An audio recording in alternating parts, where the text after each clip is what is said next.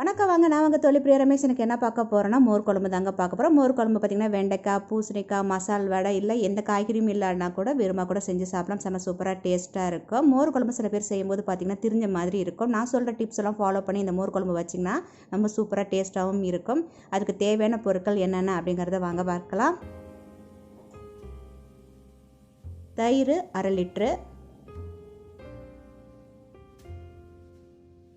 வெண்டைக்காய் 5,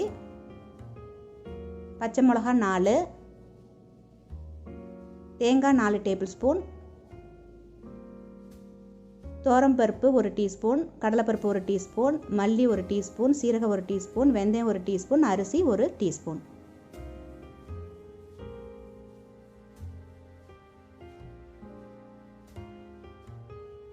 கடுகு 1 டீஸ்பூன், சீரகம் 1 டீஸ்பூன், சிவப்பு மிளகாய் 2, மஞ்சத்தூள் 1 டீஸ்பூன், உப்பு தேவைக்கேற்ப, பெருங்காயம் 1 டீஸ்பூன், தேங்காய் எண்ணெய் தேவைக்கேற்ப, கருவேப்பிலை சிறிது.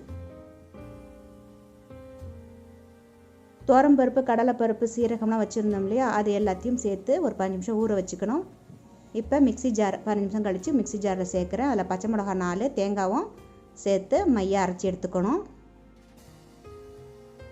இப்போ அரைச்சாச்சு.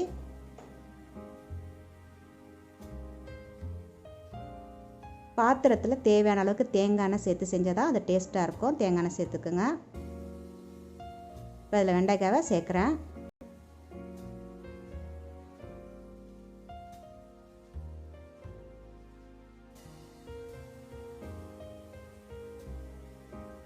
அரைச்சி வச்சுருந்த பேஸ்ட்டு அதில் சேர்க்குறேன். தேவையான அளவுக்கு தண்ணியும் சேர்த்துக்கணும். மஞ்சத்தூள் சேர்க்குறேன். உப்பு தேவைக்கேற்ப. அது நல்லா வேகட்டும். வெந்ததுக்கப்புறம் கடுகு, சீரகம், பட்டை மிளகாய் இதெல்லாம் தாளித்து கருவேப்பிலையோடு சேர்த்து பெருங்காயத்தோடு தாளித்து எடுத்துகிட்டு வந்திருக்கேன். இப்போ இதை அதில் சேர்க்குறேன். சேர்த்து கலந்து விட்டுட்டு அடுப்பை ஆஃப் பண்ண வேண்டியதான். அது கொஞ்சம் ஆறின பிறகு தான் நம்ம அரைச்சி வச்சுருக்க தயிர் இருக்கு இல்லையா, அதை மிக்சி ஜாரில் போட்டு நல்லா ஒரு ஓட்டை விட்டு அதை இதில் சேருங்க. அப்போ பார்த்தீங்கன்னா உங்களுக்கு திரிஞ்சு போகாமல் சூப்பராக டேஸ்ட்டாக வந்துடும். சூடோடு போட்டோம்னா திரிஞ்ச மாதிரி இருக்கும். கொஞ்சம் ஆறினதுக்கு பிறகு சேர்த்திங்கன்னா இதுமாரி திரியாமல் நல்லா சூப்பராக இருக்கும். டேஸ்ட்டாகவும் இருக்கும், பார்க்கவும் நல்லாயிருக்கும். இது பார்த்திங்கன்னா உருளைக்கிழங்கு வறுவலுக்கெலாம் செம சூப்பராக இருக்கும். இப்போ இதில் கொத்தமல்லியை நான் சேர்க்குறேன். நான்